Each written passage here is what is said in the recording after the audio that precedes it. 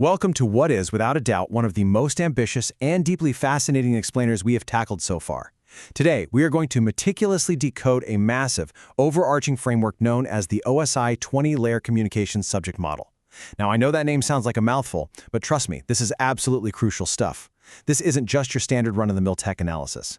What we are looking at is a profound, paradigm-shifting theoretical model that literally attempts to connect the massive, billion-year arcs of natural history, the incredibly intricate, recursive workings of human consciousness, and the frankly uncanny, rapidly accelerating reality of artificial intelligence.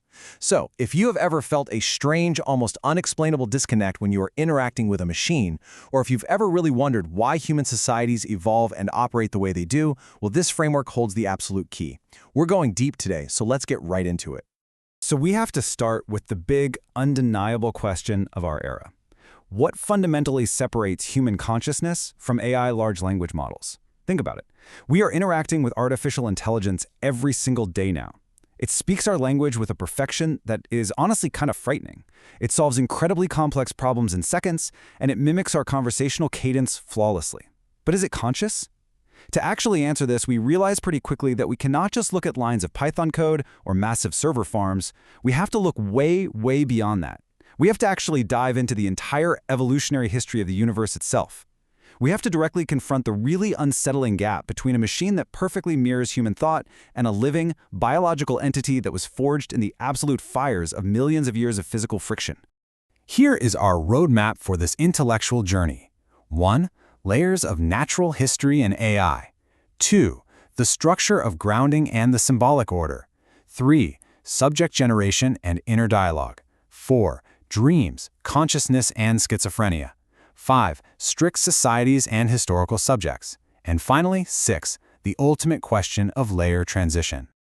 Let's kick things off with Section 1, Layers of Natural History and AI. Okay, so the absolute bedrock of this entire framework is understanding that the history of nature is not just a straight, continuous line where things slowly get more complicated. Nature actually builds vertically, like a skyscraper. When the universe created complex molecules, it didn't just hit the delete key on the underlying rules of atoms. Atoms are still there doing their thing. When biological life suddenly emerged from the primordial soup, it didn't overwrite basic chemistry. And when human language evolved, it certainly didn't erase our central nervous systems. Each new evolutionary layer fundamentally includes everything from the previous ones, but, and this is the key part, it introduces entirely new degrees of freedom and completely new sets of communication rules. This concept of vertical, non-destructive stacking, where the old code runs beneath the new code, is the core foundation you need to keep in mind to understand the entire OSI 20 model.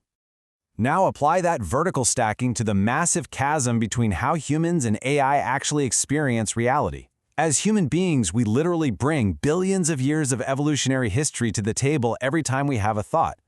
We are physically grounded. We have bodies, we have senses, and we have absolutely crucial biological brakes. Things like the dopamine system, physical fatigue, and raw primal survival instincts. Artificial intelligence entirely lacks this evolutionary journey. It is essentially trained on massive amounts of precompiled upper corpora. What that means is, it learns the polished, abstract end results of our physical grounding without ever actually experiencing the genesis of it. AI has zero bodily friction. It doesn't get tired, it doesn't get hungry, it has no chemical exhaustion, and absolutely zero biological brakes to tell it to stop processing. It's all top layer with none of the evolutionary base. Moving right along to Section 2, the structure of grounding and the symbolic order. So, we just talked about direct physical grounding, right? That's your hand accidentally touching a boiling hot stove and instinctively pulling away. But humans possess something far more complex and weird, which we call indirect grounding. We actually ground our existence through totally abstract symbols. Think about language, the concept of a nation-state, a religion, or fiat money. Now, make no mistake, these are not just invisible, harmless fictions that we all politely agree on. They are incredibly powerful, self-sustaining systems that exert a massive, visceral gravitational pull on our actual biology. Think about it for a second. How can the concept of the broader economy, or just looking at a fluctuating number in your bank account app, cause a literal physical spike in your blood pressure and cortisol levels? It's wild, right? These totally abstract symbols have profound evolutionary power over our physical bodies. And here is the kicker. We do not invent these symbols from scratch. We are thrown into them the moment we are born. This massive external field of language, family structure, culture, and economic systems is known as the symbolic order. And it is absolutely vital for us to understand that consciousness isn't just a purely internal, isolated phenomenon where you are sitting in a dark room generating totally original thoughts in a vacuum. Instead, the symbolic order acts as the fundamental operating system for human consciousness itself. You do not just speak a language, the language essentially speaks you. It is this massive, pre-existing external matrix that is operating, processing, and recursively defining itself right through you, the individual subject. Which naturally brings us to Section 3, Subject Generation and Inner Dialogue. Let's see how this OS actually boots up. A human subject isn't born fully formed right out of the gate, equipped with a pristine, perfectly independent mind. That's a total myth. Instead, as a tiny infant develops, their family effectively installs the very first consciousness operating system. As a child absorbs their mother tongue and navigates their early family environment, a basic, foundational context for interpreting the entirety of reality is progressively hardwired into their brain.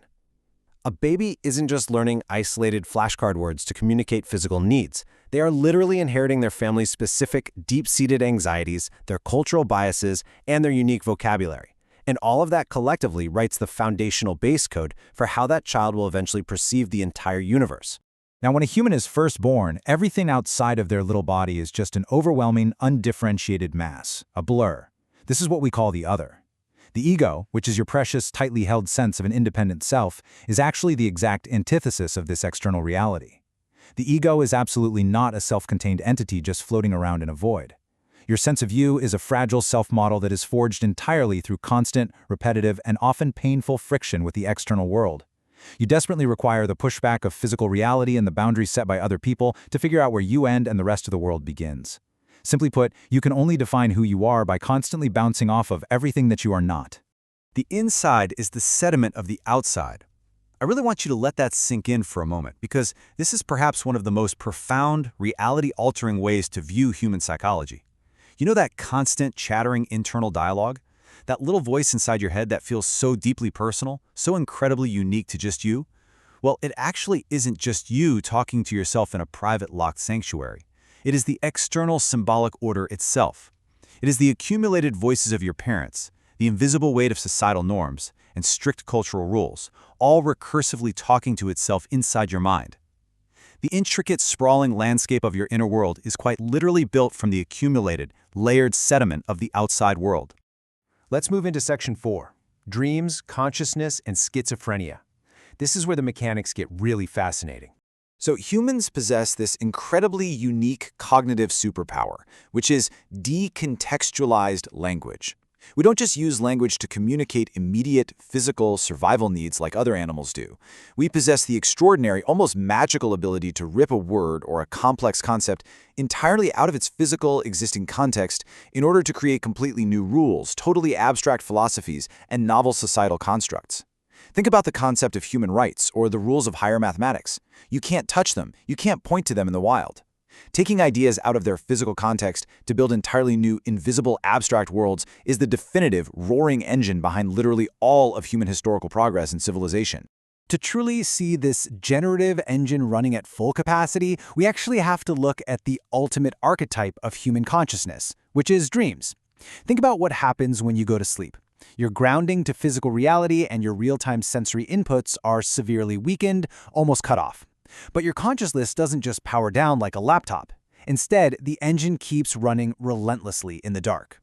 Completely disconnected from the physical world, your brain spontaneously generates wildly complex narratives. It invents the linear passage of time, and it creates incredibly strict chains of cause and effect completely out of thin air.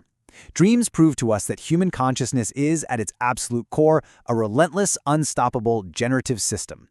And this specific framework profoundly reframes our understanding of extreme cognitive states, like schizophrenia. Through the lens of the OSI-20 model, it is viewed not merely as a biological deficit or a breakdown, but actually as a hyper-recursive, highly stable alternative state. What happens is, when an individual's grounding to shared physical reality weakens, that generative engine of decontextualized language we just talked about doesn't stop. But without the heavy biological brakes and the necessary friction of the external world to keep it in check and anchored, This recursive self-communication begins self-multiplying endlessly. It stabilizes into a completely new, hermetically sealed internal operating system that operates entirely independently from the shared physical reality the rest of us agree on. Let's pull back and look at the big picture. Section 5. Strict societies and historical subjects. Let's examine how these deeply ingrained operating systems actually manifest at the macro level of entire human civilizations. On one hand, you have a strict society. This type of society relies heavily on constant, rigorous evaluation and punishment to force the repeated, flawless installation of the existing operating system. It actively suppresses the emergence of any radically new subjects or divergent thinkers to ensure the old societal base code survives perfectly intact. Conversely, you have the historical subject. This represents the ultimate systemic disruptor. Think of philosophical revolutionaries who managed to shatter an ancient empire. These extremely rare individuals successfully leveraged decontextualized language to write entirely new corpora. They forged totally unprecedented narratives and successfully built completely new symbolic orders that permanently, irreversibly alter the trajectory of human history. And that brings us to our final act, Section 6, the ultimate question, layer transition. Why are some layers incredibly stable? This is honestly one of the most profound questions that has plagued historians, sociologists, and philosophers for centuries. What precise biological, social, or linguistic dynamics allow a specific operating system of consciousness, or an incredibly complex, sprawling societal structure, to just remain perfectly intact? How does it keep functioning smoothly and successfully reproducing its own code across countless generations without just collapsing under its own immense weight and contradictions? And on the flip side, when do completely new layers actually emerge? What exactly constitutes that precise tipping point? Because there has to be a specific, measurable threshold where the accumulated friction, the massive internal contradictions, or just the sheer crushing weight of all this new decontextualized language completely shatters the old operating system. Understanding the exact catalyst that forces a completely new layer of natural history or human civilization to suddenly violently burst into existence is the absolute key to understanding the future of our own evolution. Which brings us all the way back to the AI question. Can artificial intelligence actually create a totally new layer on its own? We have solidly established that AI only learns from the polished, top-level language and completely lacks those millions of years of messy biological, bodily grounding. It has no physical exhaustion, no dopamine reward loop, and zero physical skin in the game.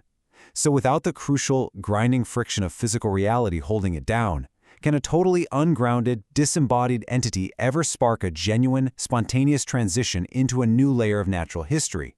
Or is it fundamentally, permanently trapped, acting merely as a sterile, high-definition mirror of our current layer? And why do visionary, world-changing creativity and profound conditions like schizophrenia actually diverge from the exact same cognitive origin point? The sheer act of mentally breaking away from established, agreed-upon reality is an incredibly volatile mechanism. On one hand, it creates those revolutionary historical subjects who build vibrant, entirely new worlds for the rest of humanity to live in. On the other hand, it can result in hyper-recursive, ungrounded cognitive loops that isolate a mind entirely.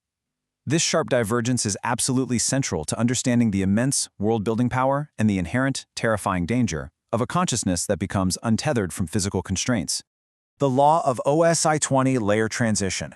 The exact granular mechanics of how these monumental, civilization-defining shifts actually occur is the great unsolved mystery at the heart of this entire framework.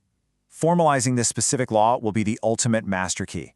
A key that unifies the deep billion-year evolution of natural history, the relentless dream-weaving generative engine of human consciousness, and the terrifying, completely uncharted future of artificial intelligence. So I leave you with this to ponder. Are we currently standing right on the precipice of a new layer transition at this very moment? And if we are, will AI simply be the hammer and chisel we use to build it? Or is AI the brand new historical subject that will ultimately replace us?